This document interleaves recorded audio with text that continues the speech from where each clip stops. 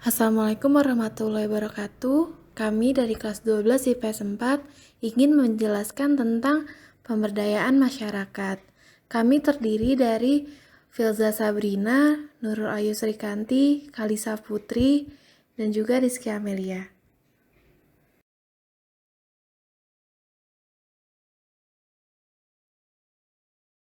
Assalamualaikum warahmatullahi wabarakatuh. Nama saya Filza Sabrina, saya absen 11.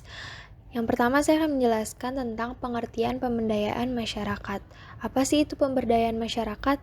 Pemberdayaan masyarakat adalah proses pembangunan di mana masyarakat berinisiatif untuk memulai proses kegiatan sosial untuk memperbaiki situasi dan kondisi diri sendiri.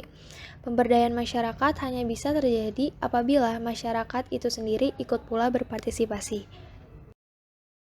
Saya Filza, selanjutnya saya akan menjelaskan tentang pengertian pemberdayaan masyarakat menurut para ahli. Yang pertama ada Rapaport tahun 1985. Pengertian pemberdayaan masyarakat adalah sekumpulan praktek dari kegiatan yang diungkapkan dalam bentuk simbol-simbol. Simbol-simbol tersebut kemudian mengkomunikasikan kekuatan yang tangguh untuk mengubah hal-hal yang terkandung dalam diri kita atau inner space, atau orang-orang lain yang dianggap penting serta masyarakat kita. Yang kedua, Sumo Diningrat tahun 1999. Arti pemberdayaan masyarakat atau society empowerment adalah agenda konsep dan pembangunan yang mendukung kemampuan masyarakat.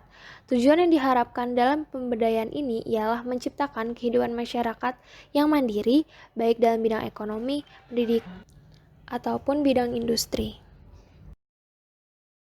Selanjutnya menurut Russell Ehrlich dan Rievera tahun 1986. Menurutnya definisi pemberdayaan masyarakat khususnya dalam komunitas yang opresif merupakan respon yang esensial untuk dapat mengikuti perubahan kehidupan ekonomi, kehidupan politik bagi masyarakat yang ada di dalam kehidupannya. Selanjutnya menurut Pina tahun 1991.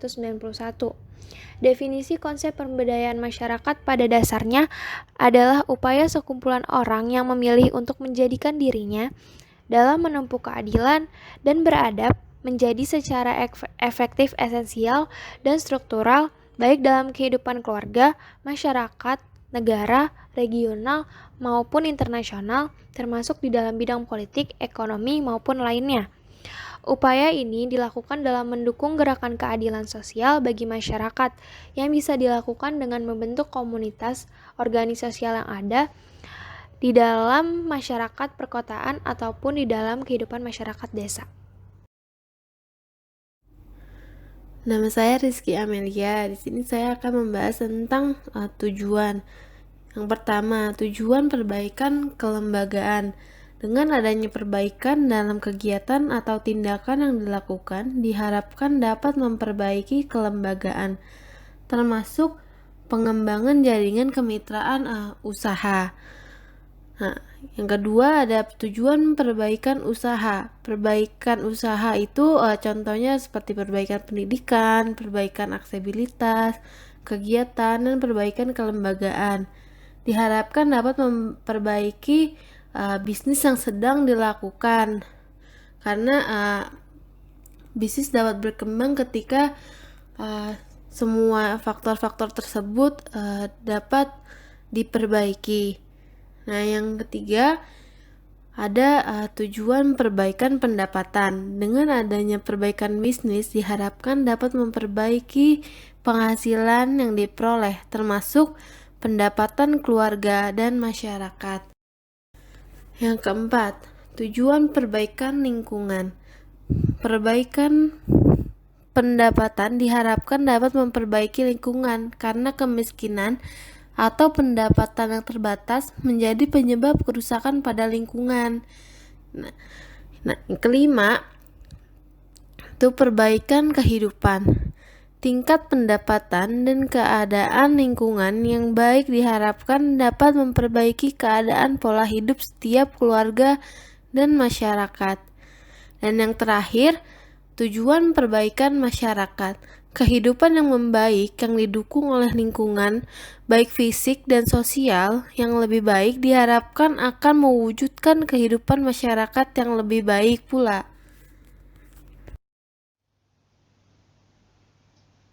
Assalamualaikum warahmatullahi wabarakatuh. Nama saya Kalisha Putri Eliana Arif dari kelas 12 IPS 4 absen 16. Kali ini saya akan menjelaskan tentang konsep pemberdayaan masyarakat. Apa sih konsep pemberdayaan masyarakat? Jadi, konsep pemberdayaan masyarakat yaitu transfer kekuasaan melalui penguatan modal sosial kelompok untuk menjadikan kelompok produktif untuk mencapai kesejahteraan sosial. Modal sosial yang kuat akan menjamin sustainable di dalam membangun rasa kepercayaan di dalam masyarakat, khususnya anggota kelompok, or how to build trust.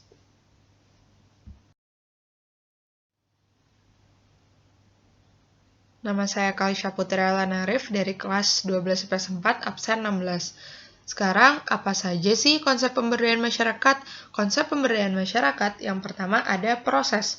Proses yakni suatu pemberdayaan yang menekankan pada proses struktural, kekuasaan, kekuatan, atau kemampuan kepada masyarakat agar individu yang bersangkutan menjadi lebih berdaya satu sama lainnya.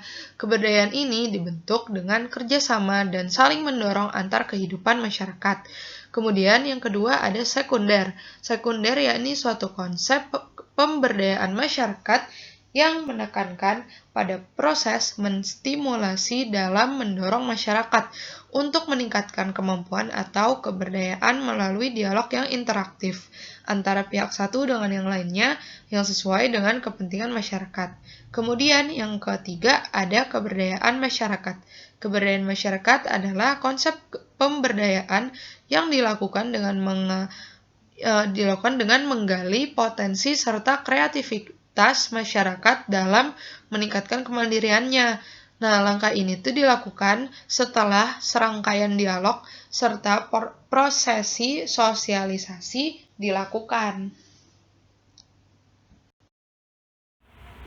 Nama saya Nurul Ayu Srikanti. Jenis-jenis pemberdayaan masyarakat. 1. Sikap radikal. Sikap radikal adalah jenis pemberdayaan masyarakat yang dilakukan dalam upaya membentuk segala pembangunan dalam masyarakat melalui sistem kekuatan. Sistem ini bisa dipaksakan sebagai sistem paksaan yang bersifat mengikat kepada seluruh masyarakat. Contohnya di Indonesia yaitu adanya peristiwa bom Bali.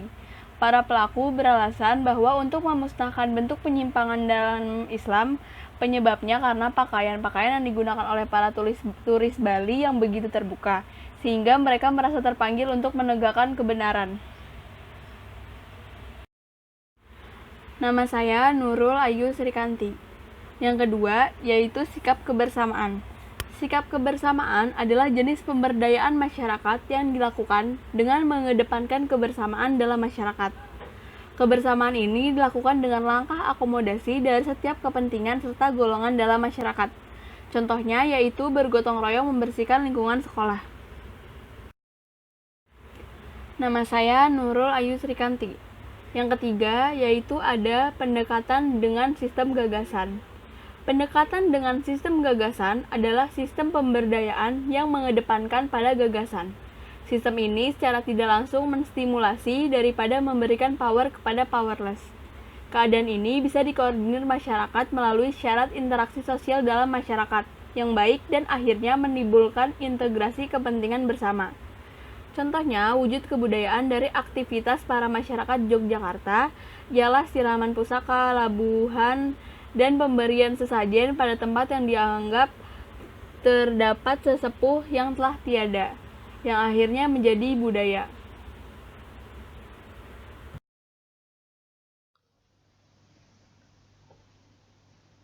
Kembali dengan saya, Kalisha Putri Eliana Arif. Sekarang saya akan membahas tentang tahapan pemberdayaan masyarakat. Pemberdayaan masyarakat memiliki 7 tahapan atau langkah yang dilakukan. Yang menurut Sukanto ada yang pertama, tahapan persiapan. Tahapan ini ada 2 tahapan yang harus dikerjakan. Yang pertama ada penyimpanan petugas, yaitu tenaga pemberdayaan masyarakat yang bisa dilakukan oleh community worker. Dan yang kedua ada penyiapan lapangan, yang pada dasarnya diusahakan dilakukan secara non-direktif. Kemudian yang kedua ada tahapan pengkajian atau assessment. Pada tahapan ini, proses pengkajian dapat dilakukan secara individual melalui kelompok-kelompok dalam masyarakat. Dalam hal ini, petugas harus berusaha mengidentifikasikan masalah kebutuhan yang dirasakan, feel needs, dan juga sumber daya yang dimiliki oleh klien. Kemudian yang ketiga ada tahap perencanaan alternatif program atau kegiatan. Di tahapan ini, petugas sebagai agen perubahan atau exchange agent secara partisipatif mencoba melibatkan warga untuk berpikir tentang masalah yang mereka hadapi dan bagaimana cara mengatasinya. Dalam konteks ini, masyarakat diharapkan dapat memikirkan beberapa alternatif program dan kegiatan yang dapat dilakukan. Nama saya Nurul Ayu Srikanti. Yang keempat yaitu pemformalisasi rencana aksi. Tahap keempat yaitu agen perubahan ikut membantu tiap-tiap kelompok untuk merumuskan dan menentukan program dan kegiatan yang akan dilakukan untuk memecahkan masalah dalam pemberdayaan masyarakat. Yang kelima, pelaksanaan program atau kegiatan. Pelaksanaan pemberdayaan masyarakat diharapkan bisa menjaga kelangsungan program yang telah dikembangkan. Nama saya Nurul Ayu Srikanti. Yang keenam, evaluasi. Pada tahap ini, pengevaluasian pemberdayaan masyarakat yang sedang berlangsung sebaiknya dilakukan dengan melibatkan warga yang diharapkan dalam waktu jangka pendek bisa membentuk sistem komunitas pengawasan secara internal, dan dalam waktu jangka panjang dapat membangun komunikasi masyarakat yang lebih membangun dengan memanfaatkan sumber daya yang sudah ada. Yang ketujuh, yaitu terminasi. Terminasi ini merupakan tahap terakhir, yaitu tahap pemutusan hubungan antar komunitas sasaran secara formal. Pada tahap ini juga diharapkan proyek harus berhenti dengan segera atau secepatnya. Saya Filza Sabrina, saya absen 11. Sekarang saya akan menjelaskan tentang prinsip kesetaraan.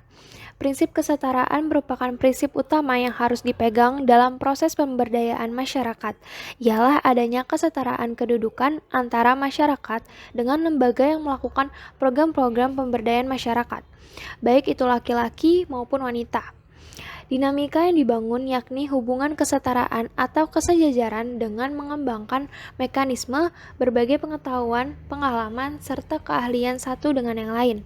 Masing-masing saling mengakui kelebihan dan kekurangan sehingga terjadi proses saling belajar mengajar. Selanjutnya ada prinsip partisipasi. Program pemberdayaan yang akan menstimulasi kemandirian masyarakat yakni program yang sifatnya partisipatif direncanakan, dilaksanakan, diawasi, dan dievaluasi oleh masyarakat. Namun, agar sampai pada tingkatan tersebut, perlu waktu dan proses pendampingan yang melibatkan pendamping yang berkomitmen terhadap pemberdayaan masyarakat. Selanjutnya ada prinsip berkelanjutan. Program pemberdayaan harus dirancang atau disusun sedemikian mungkin agar berkelanjutan, walaupun di awalnya peran pendamping lebih dominan daripada masyarakat sendiri. Tetapi perlahan-lahan tanpa pasti, peran pendamping akan berkurang. Bahkan pada akhirnya dihapus karena masyarakat telah mampu mengelola kegiatannya sendiri. Selanjutnya ada prinsip keswadayaan atau kemandirian.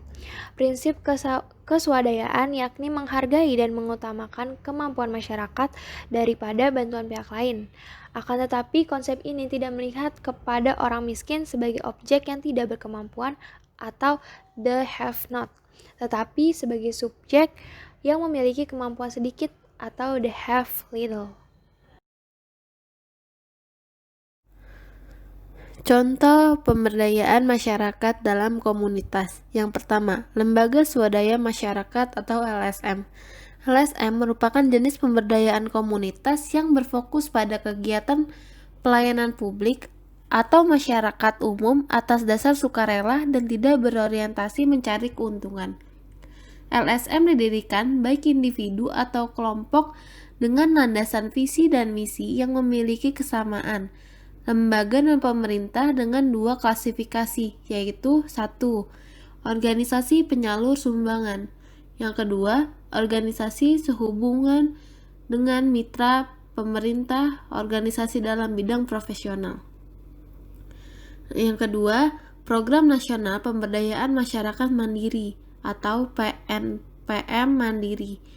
PNPM Mandiri adalah salah satu jenis pemberdayaan komunitas dengan tujuan mempercepat penanggulangan masalah terkait kemiskinan dan lapangan kerja. Secara mendasar, PNPM Mandiri memberikan pelayanan seperti memberikan pendampingan pelatihan dan bantuan langsung masyarakat yang diberikan secara langsung. Yang ketiga, penataan lingkungan pemukiman bebas komunitas atau PLPBK. Upaya pemerintah dalam bentuk pembangunan pada bidang pembangunan sosial dan ekonomi serta lingkungan dalam lingkungan penanggulangan kemiskinan. PLPBK menekankan pada aspek pembangunan lingkungan sosial yang kondusif. Prinsip dasarnya adalah kebebasan, keikutsertaan, keterbukaan, dan pemerataan serta tanggung jawab. Contoh pemberdayaan masyarakat di bidang pemerintahan desa. Perbedaannya masyarakat di bidang pemerintahan desa mencakup semua sumber daya yang ada di pemerintahan desa seperti kepala desa, perangkat desa, dan BPD. Bentuk dari pemberdayaan ini dapat berupa pelatihan, musyawarah dalam penyusunan program-program desa, koordinasi dalam pelaksanaan program-program desa, dan peningkatan kualitas kinerja di pemerintahan desa. Dengan adanya program pemberdayaan ini diharapkan dapat meningkatkan kinerja di pemerintahan desa dalam membangun serta memajukan desa.